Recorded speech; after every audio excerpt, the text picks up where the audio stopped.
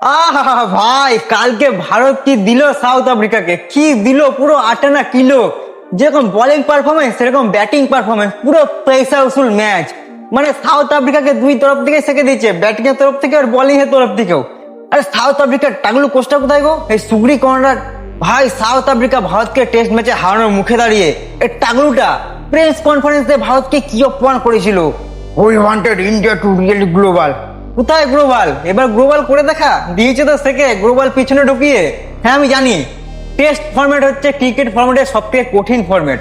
তারপরে ভাই কোনো টিমকে হারানোর পর কোনো টিম এরকম ভাবে অপমান করে, একটা দেশ অন্য দেশকে এইভাবে অপমান করে, তারপর ভারতকে আমি তো ভাই কোনোদিন দেখিনি। কালকে টাগলুকে এমন দেওয়া দিয়েছে না ভাই, মালটাকে কদিন আর দেখা যাবে না। মালটা মানে কাঁথার নিচে মানে শাড়ি ফাড়ি পরে ঘরের মধ্যে লুকিয়ে গেছে, এমন দেওয়া দিয়েছে। কিন্তু ভাই কালকে যে পারফরমেন্স দিয়েছে ইন্ডিয়ার টিম, পুরো পয়সা উসুল ভাই। বোলিং এ যেমন, ব্যাটিং এ যেমন, মানে অমাই ভাই, কিচ্ছু বলার নেই আর। কিন্তু কালকে লেটেস্ট নিউজ কি জানো? ভারত ম্যাচ জিতে গেছে সেটা না, না না না না, সেটা না। কালকে ভারত টস জিতে গেছে 2 বছর পর। প্রায় 20টা ম্যাচ লেগে গেছে ভারতকে টস জিততে।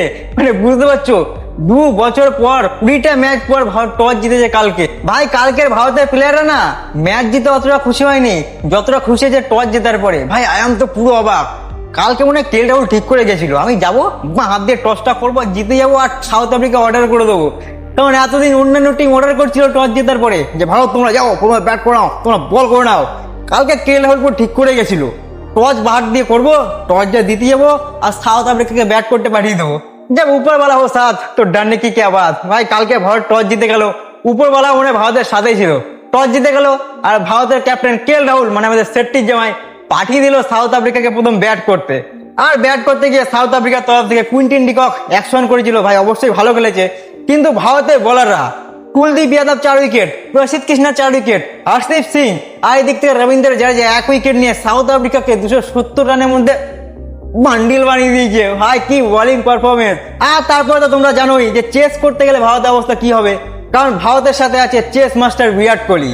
ভারতের তরফ থেকে 103 জয়শ্রীবাল, not out 116 run, Rohit Sharma 75 run আর Virat Kohli not out 65 run বানিয়ে 10 ওভার 1 বল থাকতে 9 উইকেটে ভারতকে ম্যাচ জিতিয়ে দেয়।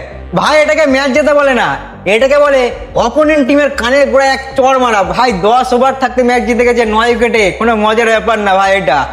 কিন্তু ভাই যাই হোক, যদি আরেকটু সাউথ আফ্রিকা টার্গেট দিত কিছু রান, তাহলে বিরাট কোহলি পরস্পর 3টে ম্যাচে কিন্তু সেঞ্চুরি বানিয়ে দিতে পারতো। এই একটাই না সমস্যা ফ্যান্সদের মধ্যে, ভাই বোলিংটা ভালো পারফরমেন্স করলেও দোষ, খারাপ পারফরমেন্স করলেও দোষ। ভালো পারফরমেন্স করলে বলবে এই এত কম রান টার্গেট দিচ্ছে, যদি আরেকটু কিছু রান অপোনেন্টসকে টার্গেট দিতে পারতো, যদি অপোনেন্টসকে আর কিছু রান টার্গেট দেওয়ার সুযোগ করে দিত, তাহলে বিরাট কোহলি সেঞ্চুরি বানিয়ে দিত। আর যদি খারাপ পারফরমেন্স দেয় তাহলে বলবে হ্যাঁ কি বল করেছে সত্যি, মানে এত খারাপ বোলিং পারফরমেন্স আমি কোনোদিন দেখিনি। ভাই ফ্যান্স এরকমই হয়, যখন তখন পাল্টি মেরে দেবে। কিন্তু ভাই যাই হোক, কালকে সাউথ আফ্রিকাকে যা দিয়েছে ভারত, অনেকদিন মনে রাখবে মালটা, বুঝলে তো, টাকলুটা বিশেষ করে। কিন্তু যদি হোয়াইট ওয়াশ করতে পারতাম না মজা হতো, কিন্তু কোনো সমস্যা নেই, কারণ 9 ডিসেম্বর থেকে তো শুরু হচ্ছে সাউথ আফ্রিকার সাথে T20 সিরিজ। সেটাতে মালটাকে পুরো হোয়াইট ওয়াশ করে দেবো টাকলুকে। কি তোমাদের কি মনে হচ্ছে, হোয়াইট ওয়াশ করতে পারবো? অবশ্যই কমেন্টে বলে দেবে। আর আমাকে সাবস্ক্রাইব ফলো করতে একদমই ভুলবে না, কারণ এরকম ইন্টারেস্টিং ভিডিও আমি আমার চ্যানেলে প্রত্যেকদিন নিয়ে আসি। অবশ্যই সাবস্ক্রাইবটা করে নেবে আর তোমাদের মূল্যবান কমেন্ট আমার কমেন্ট বক্সে অবশ্যই দিয়ে যাবে। তাহলে চলো আজকে ভিডিওটা এখানে শেষ করছি, দেখা হচ্ছে কালকে একটা নতুন আর ইন্টারেস্টিং ভিডিওর সাথে। ততক্ষণের জন্য তোমরা সবাই ভালো থাকবে, সুস্থ থাকবে।